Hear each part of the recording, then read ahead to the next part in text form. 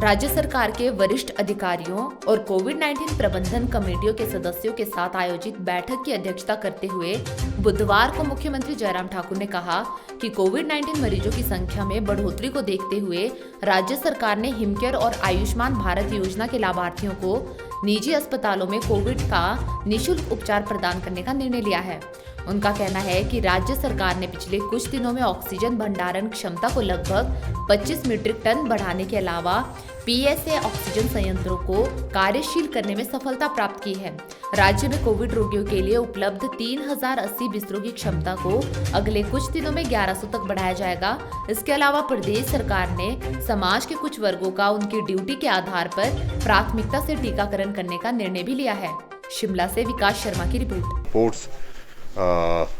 उन कमेटियों की उसमें क्या क्या प्रोग्रेस है, कहाँ हमारे पास कहीं कठिनाई आ रही है, दिक्कत आ रही है, उसकी भी जानकारियाँ ली। और मैं इस बात को कह सकता हूँ कि जहाँ मामले हिमाचल प्रदेश में कोविड के हर दिन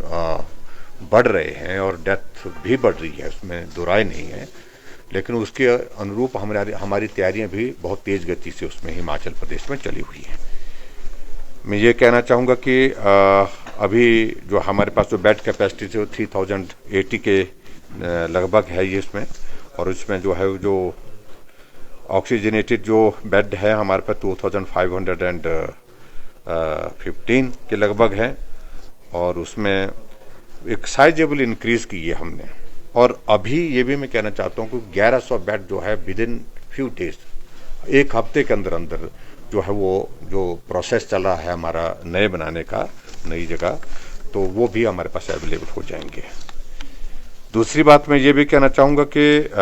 ऑक्सीजन के हमारे 2 प्लांट जो है हमने उसमें शुरू कर दिया, अपने चंबा भी शुरू कर दिया, हमीरपुर में शुरू कर दिया, और एक्सपेक्टेड है 3-4 दिन के अंदर अंदर हमारे नाहन में भी जो पीएसए प्लांट हमारा शुरू हो जाएगा, जिसके कारण ऑक्सीजन का भी अवेलेबिलिटी हमारे पास और बेहतर होगी। ये भी बड़ी बात जो है वो महत्वपूर्ण हमारे लिए है कि जो टोटल हमने जो है 25 मीट्रिक टन जो है स्टोरेज कैपेसिटी इन दिनों में, कुछ ही दिनों में 25 मीट्रिक टन जो है ऑक्सीजन की स्टोरेज कैपेसिटी हमने हिमाचल प्रदेश में इंक्रीज की है, बढ़ाई है, और उसमें सिलेंडर्स और सारी चीज़ों को लेकर के मिला करके इस प्रकार से, ताकि हमारे पास ऑक्सीजन की कमी हिमाचल प्रदेश में ना हो। एक और चीज़ मैं ये भी कहना चाहता हूँ कि एक और निर्णय हमने लिया कि जो प्राइवेटाइज हमारे कुछ ऐसे सेक्शन हैं जो जिनका एक्सपोजर बहुत ज़्यादा होता है, लोगों के बीच में जा कर के अपनी सेवाएं दे रहे हैं, जिसमें एचआरटीसी के ड्राइवर्स हैं, कंडक्टर्स हैं, वैक्सीन के लिए उनको प्रायोरिटी देंगे। उसमें एचआरटीसी ड्राइवर्स, कंडक्टर्स हैं, प्राइवेट ट्रक ऑपरेटर्स हैं, ट्रक के ड्राइवर हैं, और बसों के ड्राइवर्स हैं, और कंडक्टर्स हैं, और उसी तरह जो हमारे पंप जो इस पे पेट्रोल पंप पे होते हैं तो पंप ऑपरेटर्स हैं, उनको भी, पीडीएस के जो हमारे डिपो होल्डर्स होते हैं उनको भी वैक्सीन जो है प्रायोरिटी पर देंगे। टीचर्स ऑन कोविड ड्यूटी, उनको भी प्रायोरिटी पर वैक्सीन उपलब्ध कराएंगे। बैंक वालों के हमको काफ़ी लोगों से हमसे इस बात के लिए आग्रह आ रहा था कि भाई बैंक के लोग सीधे जो है वो पब्लिक कांटेक्ट में रहते हैं, इस सूरत में वहाँ पर उनको भी ये सुविधा उपलब्ध होनी चाहिए। बैंक के जो हमारे कर्मचारी हैं उनको भी इसमें शामिल किया गया है। और उसके बाद हमारा जो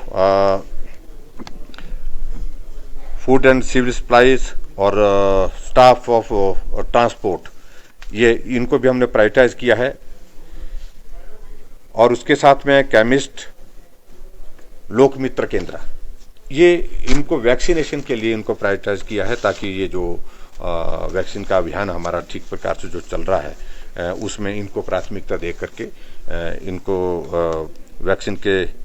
माध्यम से इस कोविड के संकट से इनको बचाने में हम प्रयत्न कर रहे हैं। एक और इम्पॉर्टेंट चीज़ हमने हिमाचल प्रदेश में तय की है कि जो जितने भी हमारे हिमकेयर के और आयुष्मान भारत के अंतर्गत जो लोग कवर्ड है, उनका जो है प्राइवेट हॉस्पिटल में भी उनके ट्रीटमेंट की व्यवस्था जो है उस तरह से फ्री ऑफ कॉस्ट उसमें होगी। और वो एक नई शुरुआत है, नई एक पहल हमने इस प्रकार से की है ताकि उन लोगों को मदद हो इस प्रकार से हो सके। जहाँ तक कर्फ्यू के बारे में आपने जो बात कही है, कर्फ्यू अभी तक हिमाचल प्रदेश में जो लागू हुआ है उसका इम्पैक्ट एक अच्छा इम्पैक्ट आया है। और इम्पैक्ट के साथ साथ में हमने इस बात को भी देखा कि लोगों का भी जो है वो रुझान अच्छा इसमें आ रहा है कि इस कर्फ्यू से निश्चित रूप से हम कोविड के बढ़ते हुए मामलों को कंट्रोल करने के लिए सफल होंगे। और हम इसमें 2-3 चीज़ों को लेकर के जो हम बात कह रहे हैं, एक तो हमारे लिए यह है कि संक्रमण को फैलने से रोकना,